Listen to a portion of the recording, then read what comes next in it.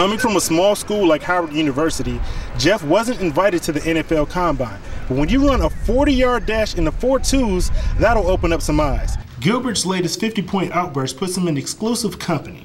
He joins Michael Jordan and Kobe Bryant as the only other players to have 3 50-point games within a 15-game period.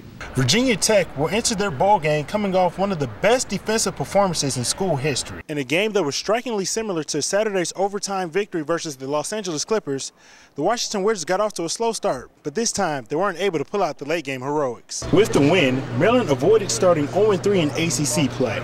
But things certainly don't get any easier as they travel down Tobacco Road to face the #1 ranked Tar Heels on Saturday.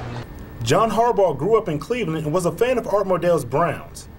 Art was here for the presser and he offered John 4 words of advice: bring in good people. Thanks to a defensive effort that held the Dallas Mavericks 17 points under their season average, the Wizards have improved to 5 games over 500 for the first time this season.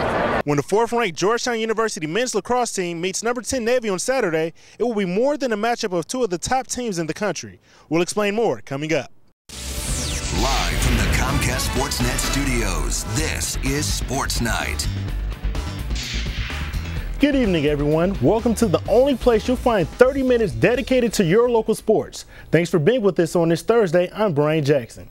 Coming up, some horse racing and the very latest on Big Brown. But we start with the Big Three versus Kobe Bryant in the NBA Finals. There's Kobe Bryant warming up as he makes his 5th NBA Finals appearance, and Celtics captain Paul Pierce playing in his first. Third quarter, Boston down 3. Paul Pierce draws the foul and banks home the triple plus the foul, putting the C's up 1.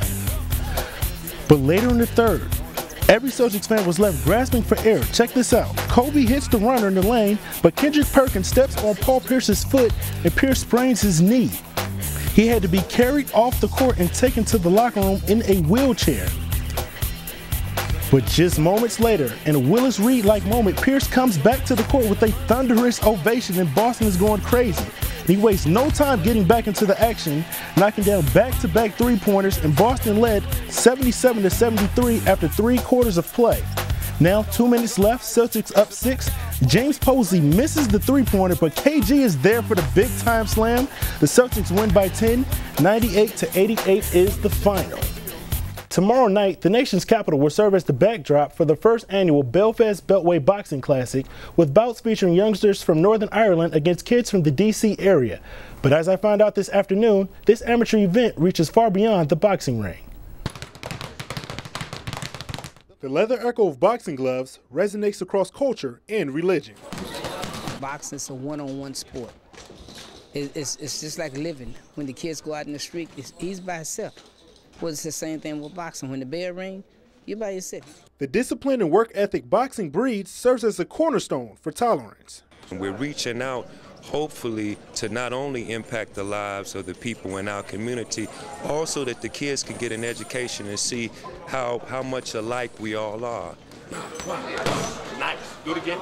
The first annual Belfast Beltway Boxing Classic is uniting kids from Northern Ireland and Washington, D.C. for an exhibition bout. I think it's the first time most of them actually left the Belfast area, and they're so excited. I think it's better than Christmas for them, actually.